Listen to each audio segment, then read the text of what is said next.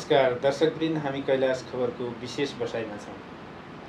आजको बसाइ विशेष हुनेछ भन्ने विश्वास पनि लिएका छौँ। आत्मा, परमात्मा, जन्म, मृत्यु यी जीवनका विविध आयामसँग मान्छेको बुझाइ फरक फरक छ। आध्यात्म के हो, अझ यसलाई हेर्ने दृष्टिकोण समाजमा दुई थरी पाइन्छ। तर विशेष गरी अहिले पछिल्लो समयमा मान्छेहरू धेरै आध्यात्मप्रति विश्वास गर्दै पनि आएका छन्। के हो, यस विषयमा हामी आजको बसाइमा कुराकानी गर्दैछौँ। हामीसँग चन्द्रहरि कायस्थ हुनुहुन्छ, श्रीहरि। विशेष गरी साउन्ड हेलिङ स्थापना गरेर उहाँले मानिसहरूको सेवा गर्दै आउनु भएको छ। विशेष गरी हामीले आज आध्यात्म के हो र योसँग रिलेटेड कुराहरू के हुन्, कसरी उहाँको उपचार पद्धतिमा लाग्नुभयो र यो क्षेत्रतर्फ हात हाल्नको कारण के हो भन्ने विषयमा हामी आज विशेष कुराकानी गर्दैछौँ। यहाँलाई स्वागत छ। हजुर, हस्, नमस्कार। सन्चै हुनुहुन्छ? एकदम। विशेष गरी मान्छेहरूको बुझाइ फरक फरक छ। हजुर, भौतिकवाद, आध्यात्म, अझ आदर्शका कुराहरू, विविध कुराहरू छन्। नि समाजभित्र रहेर जगडिएर बसेका कुराहरू पनि छन्।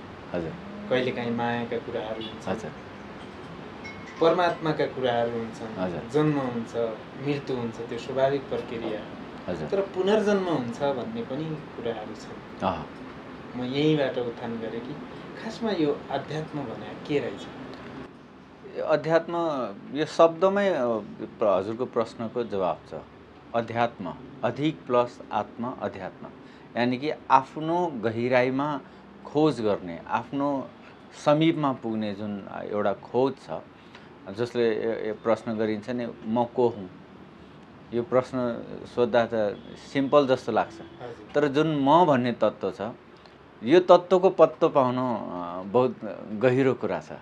जो स्वयंलाई खोजी गर्ने जुन एउटा विज्ञान छ, त्यो नै अध्यात्म हो जस्तो लाग्छ मलाई।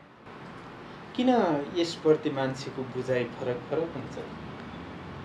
यो मलाई लाग्छ, यो जुन बच्चैदेखि जुन किसिमको संस्कार छ, त्यो हाम्रो पुरातन उसमा त संस्कार छ कि धर्म मान्नुपर्छ, अध्यात्म मान्नुपर्छ भन्ने। जुन यो संस्कारको कारणले जुन चिज तपाईँलाई सिकाइन्छ त्यतातिर मान्छेहरूको झुकाव बढी हुन्छ। अहिले जुन आधुनिकमा जुन किसिमको एउटा शिक्षाको पद्धति विकास भएको छ, जुन पुरातनबाट इस्टर्नबाट वेस्टर्न जुन एजुकेसन सिस्टम डेभलप भएको छ, त्यसले चाहिँ बढी विषयगत वस्तुतर्फ केन्द्रित भयो मान्छेको शिक्षा। र यो शिक्षा पनि एक किसिमको एउटा जीवन चलाउन हिसाबले, एक हिसाबले अलि सर्टकटमा भन्नुपर्दा शिक्षा भिक्षाको लागि, यानि कि एउटा रोजगारीको लागि, जागिरको लागि, एउटा कुनै काम पाउनको लागि जुन किसिमको एउटा इन्टेन्सनले शिक्षालाई चाहिँ एउटा म्याग्निफ्याक्चरिङ, एक किसिमको प्रोडक्सन जस्तो भयो। त्यस कारणले पनि सायद होला यो अध्यात्मतर्फ मोडिनको लागि चाहिँ मान्छेहरू चाहिँ वञ्चित भएको जस्तो मलाई लाग्छ। र यसो झट्ट हेर्दाखेरि धर्म संस्कृतितर्फका कुराहरू पनि देखिन्छन्, यो त्यतातिर मोटालिन्छ। खासमा मान्छे धर्म संस्कृतिप्रति झुकाव राख्नु, अझ त्यसमा पाप हुन्छ, पुण्य हुन्छ भन्ने कुराहरू छन्। केलाई पाप भन्ने, केलाई पुण्य भन्ने, पुण्य र पापभित्रको तात्विक भिन्नता के? तपाईँले जुन पेसा गर्दै आउनु भएको छ पछिल्लो समय, योसँग रिलेटेड रहेर पाप र धर्मलाई कसरी हेर्नुहुन्छ? पाप र धर्म भनेको एउटा फिलिङ्सका कुरा हो। जुन हरेक सम्प्रदायले, हरेक धर्मले आफूलाई हित गर्नु जति राम्रो छ, अरूलाई हित गर्नु पनि त्यति नै राम्रो मानिन्छ। हजुरले जान्नुभयो भने कुनै पनि धर्मले मान्छेलाई दुःख दिनु भन्ने कुरा सिकाउँदैन। पाप भनेको त्यो हो जुन चिज त्यही काम आफूलाई हुँदाखेरि पीडा हुन्छ भने अरूलाई हुँदाखेरि पनि पीडा हुन्छ, त्यो पीडा हुने काम नगर्नु, जसलाई हामी हिंसा भन्छौँ। एक शब्दमा भन्नुपर्दा जुन योगको पहिलो उसमै हिंसा भन्ने शब्द आउँछ, यानि कि अरूलाई दुःख दिने काम, अरूलाई पीडा हुने काम, त्यही काम जुन हजुरले गरिरहनु भएको छ, यदि यो काम अरूले प्रति गर्ने जुन कर्म छ त्यो आफूप्रति गरियो भने, कसैले गरियो भने त्यसले हजुरलाई दुःख दिन्छ कि दिँदैन? शारीरिक रूपमा, मानसिक रूपमा यसको पीडा हुन्छ कि हुँदैन? यही कुरा हो कि पीडा रहित सुखीपूर्वक कुनै कर्म गरिन्छ भने त्यो धर्म भयो, अथवा त्यसको कर्मको फल कसैलाई पीडादायक हुन्छ भने त्यो पाप भयो।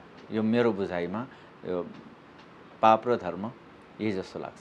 पाप र धर्म यहाँसम्म हुँदा पनि हिंसाका कुराहरू पनि गर्नु, हजुर, मान्छे साह्रै हिंसक पनि बनिदिन्छ। जरुर। तर शान्त पनि छ। फेरि समाजमा हेर्ने हो भने हत्या, हिंसा, बलात्कार, लुटपाट यावत कुराहरू जो छन्, घटनाहरू घटिरहेका छन्। हजुर, त्यहाँभित्र पनि मान्छेहरू सायद त्यत्तिकै त हिंसक बन्दैन होला। केही न केही कारण त हुन्छ होला। हजुर। तर पनि यी कुराहरूलाई हेर्दाखेरि मान्छे त्यति क्रूर किन बन्छ? किन मान्छे शान्त बन्छ होला जस्तो लाग्छ? शान्ति र क्रूरको केसमा मेरो आफ्नो धारणा के छ भने तपाईको परिवेश, परिस्थिति र मनस्थिति, मान्छे जानी अनजानी पनि मान्छेको 5 वटा जुन क्याटेगोरी छ त्यो 5 वटा क्याटेगोरीबाट प्रभावित हुन्छ। शरीर छ, शरीरको आफ्नै दायरा छ, मन छ, मनको आफ्नै दायरा छ, धन छ, धनको आफ्नै दायरा छ, समाज छ, समाजको आफ्नै दायरा छ, र यो सम्पूर्ण जीवनको गभर्निङ गर्ने अर्को प्लेटफर्म छ अध्यात्म। यो 5 वटा सेक्टरमा 5 वटा जुन विधा छ त्यो 5 वटा विधामा तपाईलाई कहाँनिर अति प्रेसर भएको छ। जब भनिन्छ नि कहीं pressure, if there is a pressure there must be produce heat. यदि त्यहाँ तनाव छ भने त्यहाँ एक किसिमको ज्वालामुखी हिट डेभलप हुन्छ, ताप डेभलप हुन्छ। यदि त्यहाँ कुनै ठाउँमा ताप ज्यादा छ भने त्यसले प्रेसर पनि क्रिएट गर्छ। If there is pressure there must be create the heat. If you give the heat must be the produce the pressure भन्छ। तापले चाप पैदा गर्छ भने चापले ताप पनि पैदा गर्छ। यो एउटा हाम्रो फिलोसफिकल उसमा यो रिफ्लेक्सोलोजीको फिलोसफी हो कि यो मान्छेको यो 5 वटा विधामा तन, मन, धन, सम्बन्ध र अध्यात्मको विधामा कहाँनिर लामो समयसम्म उसलाई दबिएको छ, सत्याएको छ, यसलाई पुश गरिएको छ, प्रेसर दिएको छ, त्यसको विस्फोटकको रूपमा एउटा अगेन्स्टको रूपमा पनि हत्या हिंसाहरू हुन सक्छ।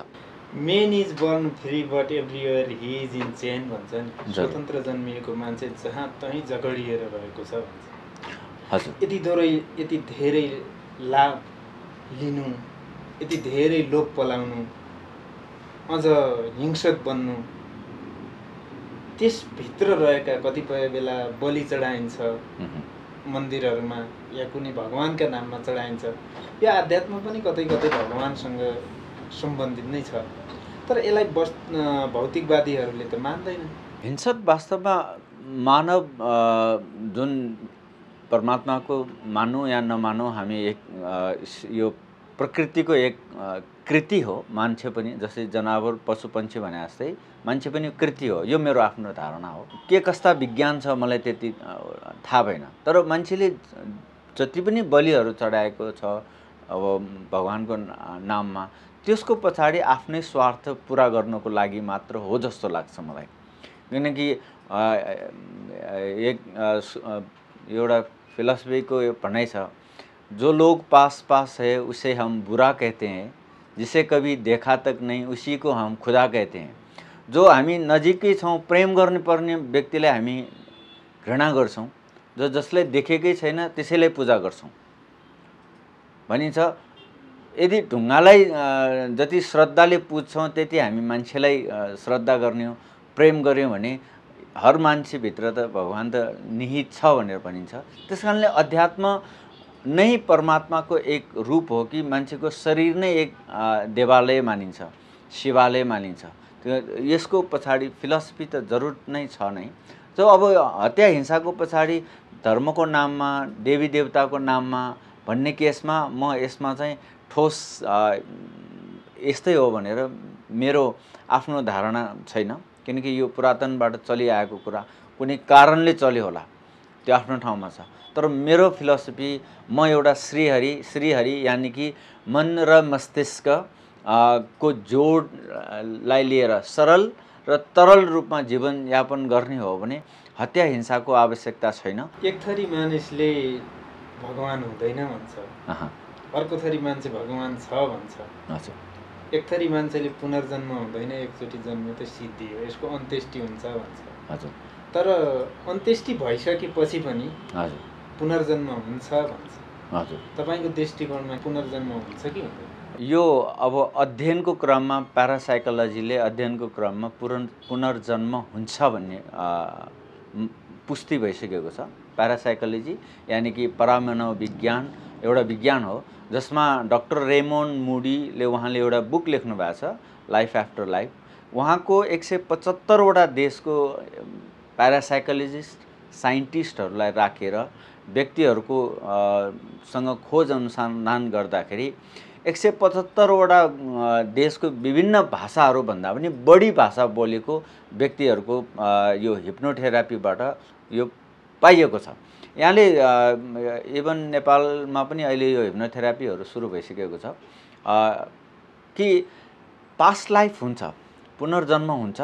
यो आफू मैले पनि साधना गरिसकेको अवस्था हो कि यो कस्तो हुन्छ भनेर भन्दाखेरि यो तपाईलाई भन्दाखेरि एउटा हाइपोथेटिकल जस्तो हुन सक्छ, मैले मनगणन्ती कुरा गरेको जस्तो हुन सक्छ। हर व्यक्ति निदाउँछ र हरेक व्यक्तिले सपना देख्छ, तर त्यो सपनाको वास्तविक तपाईको सबुत हुँदैन, ठोस सबुत हुँदैन।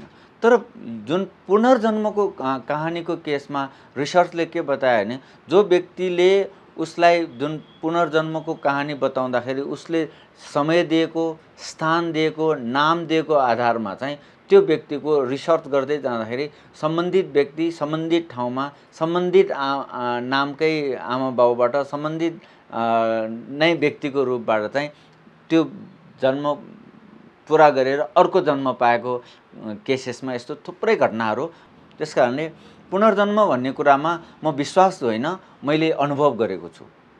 चन्द्रहरिबाट श्रीहरि कसरी बन्नुभयो, यता त्यो झुकाव कसरी रह्यो, त्यता लाग्नको प्रेरणा कहाँबाट प्राप्त गर्नुभयो, के हो यो श्रीहरि?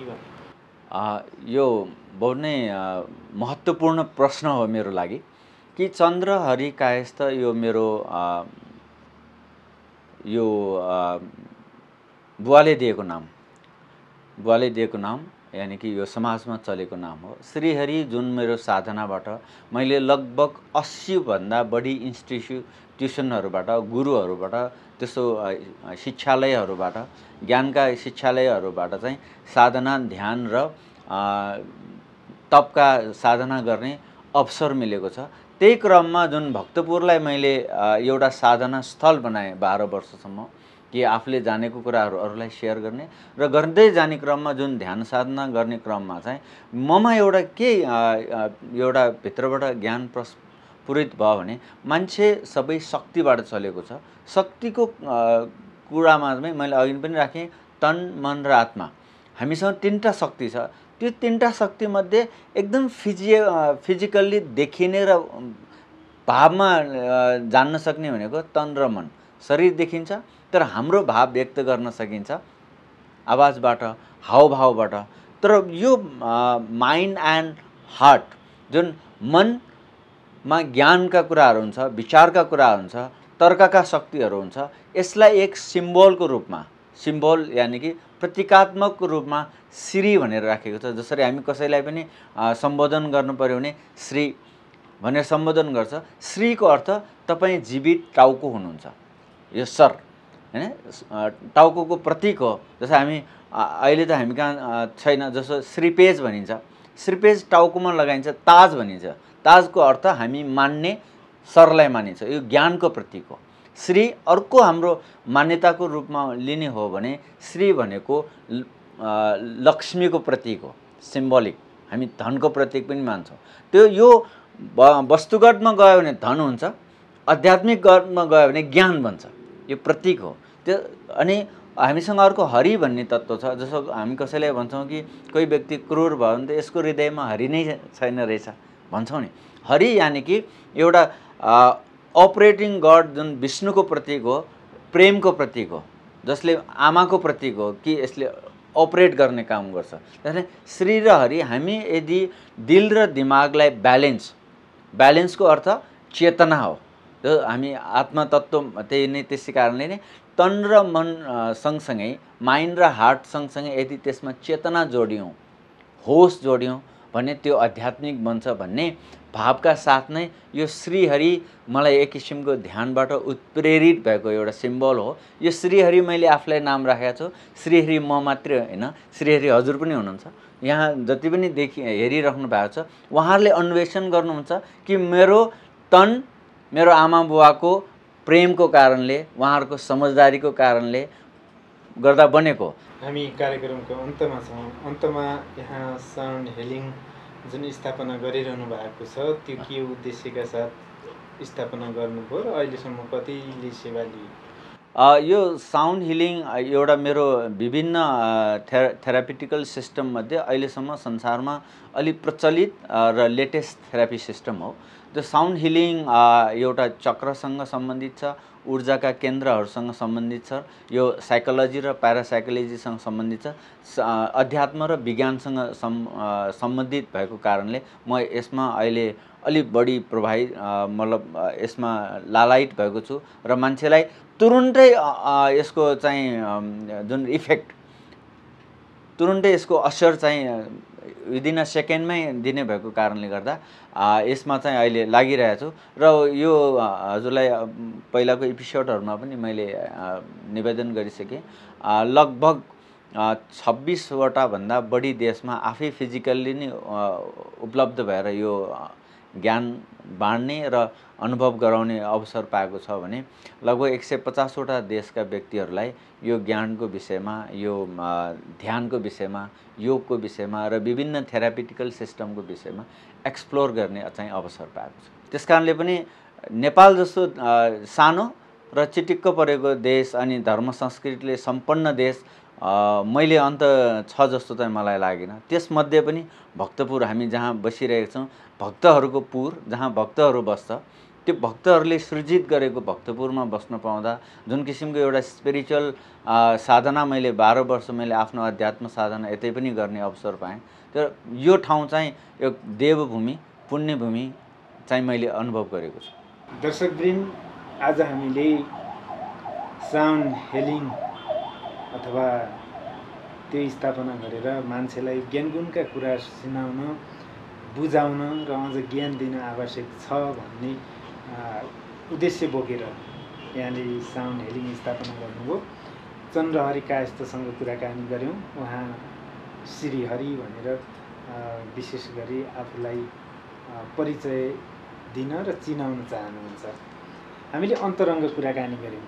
आज हामीले विशेष गरी मान्छे क्रूर पनि बन्छ, शान्त पनि बन्छ, जिज्ञासु पनि बन्छ, विभिन्न कुराहरूसँग जकडिएर मान्छेको स्वरूपमा भएर प्रस्तुत हुन्छ। खासमा अध्यात्म के हो, भौतिकवाद के हो भन्ने विषयमा त यसभित्रका कुराहरू त अन्तर्यमा धेरै छ। तर हामीले सार संक्षेपमा उहाँसँग कुराकानीका क्रममा बुझ्न पायौँ कि आत्मा, परमात्मा, जीव, माया, जन्म, मृत्यु, पुनर्जन्म, सिर्जना, प्रलय आउने जिज्ञासा मेटाउने एउटा अद्भुत साधना नै अध्यात्म हो भन्ने जुन सार निष्कर्ष निस्कियो, यो कुरा सुनिसकेपछि तपाईँहरूले पनि केही कुराहरू पक्कै लिनुभयो होला भन्ने विश्वास जागेको छ। समय दिनुभयो र हाम्रो आग्रहलाई स्वीकार्नुभयो, त्यसको लागि कैलाश खबरको तर्फबाट यहाँलाई धेरै धेरै धन्यवाद। यहाँलाई पनि मेरो केही कुराहरू दर्शक सामु राख्नको लागि यहाँले समय दिनुभयो। यहाँहरूको यो महान कामको लागि कैलाश खबरको युनिट लगायत तपाईँलाई पनि विशेष धन्यवाद। नमस्कार। आजको बसाइ यति नै। हामी अर्को बसाइमा नयाँ विषयवस्तुका साथ आउनेछौँ। बिदा चाहन्छौँ। नमस्कार।